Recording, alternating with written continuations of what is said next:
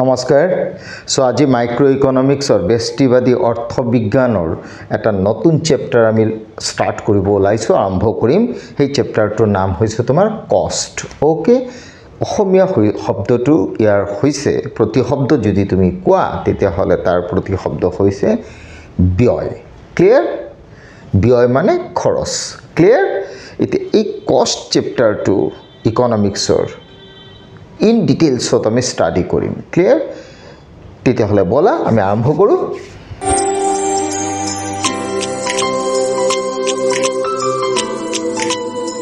cost nothing but what ব্যয় clear এতিয়া তোমাৰ cost চেপ্টাৰটো বুজিবৰ কাৰণে প্ৰথমটো তুমি বুজা ইন ইকনমিক্স cost বা ব্যয় প্ৰতিষ্ঠান বা উদ্যোগে বা প্ৰডিউসাৰে উৎপাদকে ব্যয় কিয় বহন কৰে ইকনমিক্সৰ ল্যাঙ্গুৱেজত যদি মই চাও ব্যয় কিয় বহন কৰে the simple answer হ'ব কোনো এটা দ্ৰব্যৰ বিভিন্ন গুণ উৎপাদন কৰিব যাওতে একচুয়ালি আমি জানো ইকনমিক্সত কোনো উৎপাদন কৰিব নোৱাৰে কোনো এটা প্ৰাকৃতিক সম্পদক যেতিয়া আমি ব্যৱহাৰৰ উপযোগী কৰি তুলো তাৰ প্ৰচেছটোৰ নামে হৈছে উৎপাদন কিন্তু প্ৰশ্নটো হৈছে সেই God gifted natural resource took যেতিয়া আমি ব্যৱহাৰৰ উপযোগী কৰিম প্ৰচেছটো যেটো কৰিম প্ৰডাকশনৰ কাৰণে হি প্ৰচেছটো কৰিব যাওতে আমি বিভিন্ন ধৰণৰ ফ্যাক্টৰস মিন্স উপাদান ব্যৱহাৰ কৰো ক্লিয়াৰ মিন্স কোনো এটা প্ৰাকৃতিক সম্পদ বা গড গিফটেড ৰিসোৰ্সটোক আমাৰ নিজৰ ব্যৱহাৰৰ যোগ্য কৰি তুলিবৰ বাবে আমি তাৰ বিপৰীতে কিছুমান উপাদান ব্যৱহাৰ কৰো আৰু সেই উপাদানখিনিক আমি ওভাৰঅল কও ফ্যাক্টৰস অফ প্ৰডাকশনস মিন্স উৎপাদনৰ উপাদান ক্লিয়াৰ যিকোনো দ্ৰব্য আমি উৎপাদন কৰিবৰ কাৰণে আমি উৎপাদনৰ উপাদান ব্যৱহাৰ কৰিব লাগিব হেতু তুমি চকে বনোৱা তুমি বুকে বনোৱা তুমি যিকোনো বস্তু বনোৱা এই বোৰ্ডটো বনোৱা whatever you produced so কোনো এটা বস্তু উৎপাদন কৰিব হলে definitely we used four factors and these four factors we already know these are what land labor capital organization ভূমি শ্ৰম মূলধন সংগঠন ক্লিয়াৰ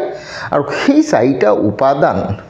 আমি উৎপাদন কাৰ্যটো যেতিয়া আমি ব্যৱহাৰ কৰিম তাৰ কাৰণে আমি সেই উপাদানখিনি কিছু পৰিমাণৰ ৰিৱাৰ্ড বা স্যালাৰি যেনেকুৱা পেড কৰিব লাগিব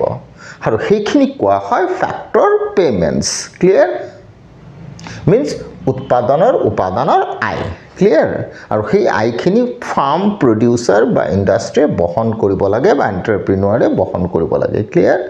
সো সেই কাৰণে কোনো এটা বস্তু প্ৰডাকশন কৰিব যাওতে আমি তাৰ বিপৰীতে যেহেতু উপাদান ব্যৱহাৰ কৰো আৰু সেই উপাদান ব্যৱহাৰ কৰাৰ বিপৰীতে আমি এটা খৰচ বহন কৰিব লাগে সিম্পল সেই খৰচটোকে কোৱা হয় ব্যয় ক্লিয়াৰ সেই কাৰণে সগে মই লিখি থৈছো so cost is the total expenditure means মুড ব্যয় incurred in producing a commodity that means whatever expenditure we incurred in the process of production clear that means ami total bostu to jitu at 5টা unit हो पारे 10টা unit हो पारे तुम इमानगाल वस्तु बनाओ पारा मतलब मैं बोलना चाहता हूँ कोई भी चीज अगर तुम प्रोडक्शन करोगे ना तो उसके लिए 4 फैक्टर चाहिए और 4 फैक्टर अगर तुम यूज कर रहे हो तो उसका अगेंस्ट में 4 फैक्टर को कुछ ना कुछ देना पड़ेगा तो already we know in economics land owner earned rent labor owner earned wages capital owner earned interest and finally entrepreneur earned profit clear so ये जो चार फैक्टर का प्राइस है ना so वो एंटरप्रेन्योर को बियर करना पड़ता है और वही हो जाता है उसका कॉस्ट क्लियर सो इसलिए मैंने लिखा cost is the total expenditure incurred in producing A commodity clear अभी सवाल है ये जो कॉस्ट वाला चीज है ना ये कॉस्ट वाला चीज को मेनली ऐसे तो बहुत सारा कॉस्ट है TFC TVC AFC AVC MC ये सब बहुत सारा है क्लियर तो सब हम लोग धीरे धीरे पढ़ेंगे लेकिन ओवरऑल अगर देखो ना in economics cost is nothing but the sum of two cost clear this two cost is what one is explicit cost another is implicit cost मतलब एक एंटरप्रेन्योर और प्रोड्यूसर दो टाइप का कॉस्ट कभी कभी बियर करता है, ये तो उसको करना ही पड़ेगा, क्लियर। और एक तो हो गया implicit cost. Explicit cost nothing but outside cost और इम्प्लिसिट नथिंग बट इम्प्यूटेड और इनसाइड वाला कॉस्ट। अभी सवाल है एक्सप्लिसिट कॉस्ट क्या है। एक्सप्लिसिट कॉस्ट का मतलब ये हो गया, मान लो मुझे कोई एक तो चीज़ बनाना है, मान लो मैं ये डस्टर बनाना है मेरा फैक्ट्री में, तो अगर डस्टर बनाना है तो मैं अगर तुमसे लैंड ले लिया रेंट में, तो मुझे लैंड के लिए रेंट देना पड़ेगा। तो ये चीज़ बनाने के लिए मैंने लेबर लाया, तो लेबर को वेज देना पड़ेगा। बैंक से मैंने थोड़ा कैपिटल ले लिया, उसके लिए इंटरेस्ट देना पड़ेगा, क्लियर। ये जो मैंने बाहर से फैक्टर मंगाया, मैं कब विचारिছোঁ बस्तुটো बनाবৰ কাৰণে মই যে কাৰোবাৰ পৰা ভূমি ললোঁ, সেইকাৰণে তেওঁ খাজনা দিব লগা হ'ল। কাৰোবাৰ পৰা শ্ৰম আনিলোঁ, লেবাৰ মাৰ্কেটৰ পৰা মই শ্ৰমক ক্ৰয় কৰি আনিলোঁ, যাৰ কাৰণে শ্ৰমিকক মই মজুৰি দিব লাগিব। মই বেংকৰ পৰা বা XYZৰ পৰা মই বিত্তীয় প্ৰতিষ্ঠানৰ পৰা মই কেপিটেল ল'লোঁ আৰু তাৰ কাৰণে মই ইণ্টাৰেষ্ট বা সুদ দিব লাগিব, ক্লিয়াৰ। তেতিয়াহ'লে মই যিখিনি উপাদান আউটসাইড মিনছ বাহিৰৰ পৰা ক্ৰয় কৰি আনিছোঁ, লেণ্ড আনিলোঁ মিনছ লেণ্ড কাৰোবাৰ পৰা ল'লোঁ, ক্লিয়াৰ। শ্ৰম আনিলোঁ কিনি মিনছ লেবাৰ পাৰ্চেজ কৰিছোঁ, অ'কে। কেপিটেল আনিছোঁ, চ' তাৰ এগেইনষ্টত মই পইচা যিখিনি পে'মেণ্ট কৰিব লগা হ'ল, লেণ্ডৰ এগেইনষ্টত মই পে'মেণ্ট কৰিব লগা হ'ল খাজনা, শ্ৰমিকৰ এগেইনষ্টত পে'মেণ্ট কৰিব লগা হ'ল মজুৰি, মূলধনৰ কাৰণে মূলধনৰ গৰাকীক দিব লগা হ'ল সুদ, ক্লিয়াৰ। চ' এনেধৰণৰ যিখিনি মই খৰচ বহন কৰিব লগা হৈছে আউটসাইডৰ পৰা মই ফেক্টৰখিনি আনাৰ কাৰণে, ক্লিয়াৰ। চ' তেনে ৰ মেটেৰিয়েলছ হ'ব পাৰে, মই কেঁচা সামগ্ৰী বাহিৰৰ পৰা আনিছোঁ, অ'কে। চ' তেনেধৰণৰ যিখিনি মই খৰচ কৰিব লগা হ'ল, these are said to be explicit cost, clear, and that explicit cost is actual cost, clear हो गया। and implicit cost nothing but imputed cost, and that imputed cost is what actually, मान लो वो एंटरप्रेन्योर और producer का खुद का land है, मतलब रेंट ऑफ ओन लैंड,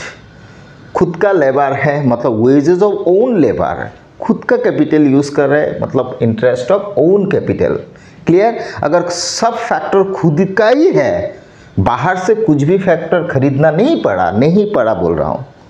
मतलब खुद का लैंड यूज़ कर रहा है, उसका तो एक तो रेंट होना चाहिए इकोनॉमिक्स का लैंग्वेज में। अगर खुद का लेबर ही है घर में, तो लेबर का वेजेस होना चाहिए। खुद का कैपिटल अगर यूज़ कर रहा है, तो खुद का कैपिटल का इंटरेस्ट होना पड़ेगा। तो ये सब जो होता है ना, rent of own land, clear, wages of own labour,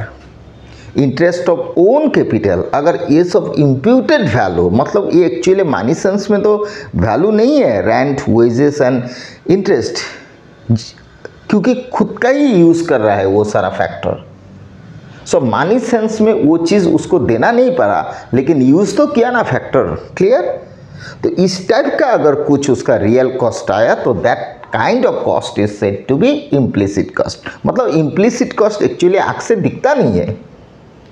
मतलब क्यों दिखता नहीं है कि कोई खुद का लैंड यूज़ कर रहा है तो रेंट किसको देगा, खुद ही रखेगा ना। खुद का लेबर यूज़ कर रहा है तो लेबर का वेज खुद ही रखेगा, खुद का कैपिटल यूज़ कर रहे थे उसका इंटरेस्ट खुद ही रखेगा, बाहर तो किसी को देना नहीं पड़ा, क्लियर। सो इसलिए इम्प्यूटेड वैल्यू बोला, मतलब वो पैसा उनका हाथ में रह गया, क्लियर। लेकिन जो एक्सप्लिसिट कॉस्ट वाला चीज़ है ना, वो उन्होंने बाहर से फैक्टर मंगाया, मतलब मार्केट से लैंड लाया, मार्केट से लेबर लाया, मार्केट से कैपिटल लाया, क्लियर। इसलिए शायद मार्केट से रॉ मटेरियल भी लाया, क्लियर। तो ये सब फैक्टर अगर बाहर से वो खरीदा, तो उसको कुछ देना पड़ा उसके अगेंस्ट में, क्लियर क्लियर। सो इस टाइप का अगर खर्चा उसने किया, मैं कब বিচাৰিছোঁ বাহিৰৰ পৰা ভূমি কিনিয়ে ক্ৰয় কৰিছে বা ধাৰত লৈছে, ভাড়া লৈছে, বাহিৰৰ পৰা শ্ৰমিক আনিছে, বাহিৰৰ পৰা মূলধন লৈছে, তেতিয়াহ'লে খাজনা, মজুৰি, সুদ এইবিলাক দিব লাগিব আৰু সেইখিনি টকা গুচি যাব ফেক্টৰবিলাকৰ মাজত। চ' একচুৱেলি তেওঁলোকে মুদ্ৰাগতভাৱে যিখিনি পইচা খৰচ কৰিলে, উপাদানৰ বিপৰীতে সেইখিনিক এক্সপ্লিসিট কষ্ট বুলি কোৱা হয় ক্লিয়াৰ আৰু ইমপ্লিসিট কষ্ট হৈছে যিখিনি একচুয়ালি তেও মানি কষ্ট কৰা নাই কিন্তু একচুয়ালি হৈ আছে যেটো তেও নিজৰ ভূমি নিজৰ শ্ৰমিক নিজৰ মূলধন ইউজ কৰিছে ক্লিয়াৰ সো সেইখিনি চকুৰে দেখা নাপায় কিন্তু ওয়ান টাইপ অফ কষ্ট বুলি তুমি এটো ক'ব পাৰা যেহেতু সেইখিনি উপাদান তেও নিজৰ হলেও ব্যৱহাৰটো কৰিছে clear So that kind of cost is said to be implicit cost. Clear? So finally explicit cost related to outside factor, implicit cost related to inside factors. Clear? Goal dia. Titia hole overall ei bostutur pora tumi ko para ki explicit cost and implicit cost or jitu basic difference hetu jodi soa titia hole explicit moi likhi disu explicit cost clear so explicit cost related to what rent of land wages of laborers interest of capital price of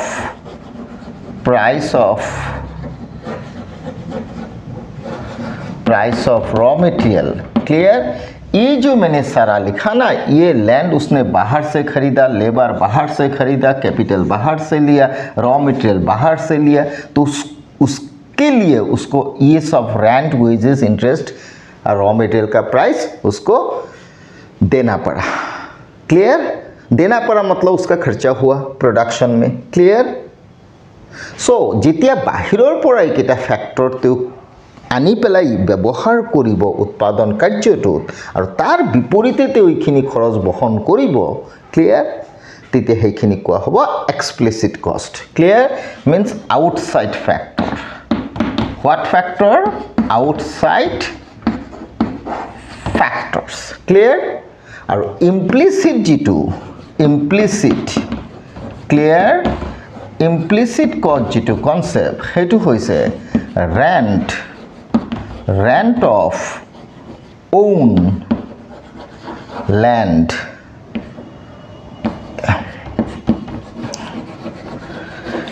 interest of own capital clear और wages मैं तो लिखी दिसो wages of self employed है कने लिखिसो तो निजे employed होइसे कोन मालिक निजे क्लियर सो सेल्फ एम्प्लॉयड जदि तेও होइसे तेतिले वेज टू तेই পাবো আউটসাইডত না যায় ক্যাপিটাল যদি তেও ইউজ কৰিছে ইন্টাৰেস্ট তেই পাবো ল্যান্ড যদি তেও নিজৰ ইউজ কৰিছে রেন্ট তেই পাবে সো মই গুটেই কিটাত own land own capital self employed শব্দটো লগাইছো clear so this are the factors used by that entrepreneur himself within his capacity clear means হিকিটা তেও নিজৰ ফ্যাক্টৰ আউটসাইডৰ পৰা তেও পাৰচেজ কৰা নাই ক্লিয়াৰ সো এনে ধৰণৰ যদি তেও ফ্যাক্টৰ বা উপাদান ইউজ কৰে তেতিয়ালে সেইখিনি খৰচক একলগে কোৱা হ'ব ইমপ্লিসিট কষ্ট ক্লিয়াৰ বাট একচুয়াল যেটো কষ্ট তেও আউটসাইড ফ্যাক্টৰ ইউজ কৰি তেও বিয়াৰ কৰিছে clear this is actually what explicit cost clear তেতিয়া হলে এইখিনি হল ইনসাইড ফ্যাক্টৰ ইনসাইড হেই কাৰণে লিখিছো যেহেতু এইখিনিতেও বাহিৰৰ পৰা পাৰচেজ কৰিব লগা হোৱা নাই ক্লিয়াৰ তেতিয়ালে ফাইনালি আজি আমি ইন্ট্ৰো টু স্টাৰ্ট কৰিলো clear cost is what cost is nothing but total expenditure incurred by the farm in the process of production simply total expenditure whatever that farm bear during the process of production or production of a commodity clear and that cost mainly divided in two parts clear one is explicit cost nothing but outside cost